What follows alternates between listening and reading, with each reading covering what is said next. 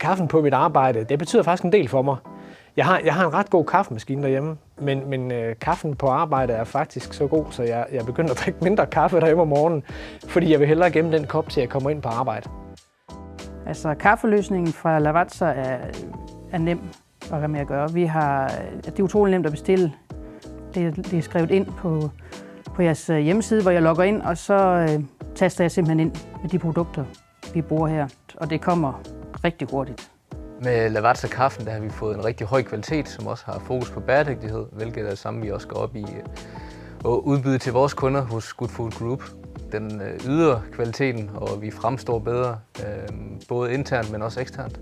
Jeg tror, det at der er en god kaffe i huset, har en rigtig positiv indvirkning på humør, på trivsel, på fællesskab. Igen, fordi det er en fællesnævner. Jeg synes, at kaffen betyder rigtig meget for kulturen i virksomheden. Det er både det der med, at vi kan stå ved kaffemaskinen, og vi kan få nogle gode snakke sammen, som både vedrører arbejde, men selvfølgelig også nogle personlige snakke. Det er der, jeg ligesom lærer mine kollegaer at kende, hvis man lige står og får en kop kaffe sammen. Men udover det, så synes jeg også, at det er vigtigt, at man kan tage en kop kaffe med til et hurtigt møde, hvis man lige skal vende noget med en kollega. Den gode kaffestund er sådan noget, der for mig opstår sådan lidt spontant og uanmeldt. Måske lidt den usynlige lim i vores virksomhed.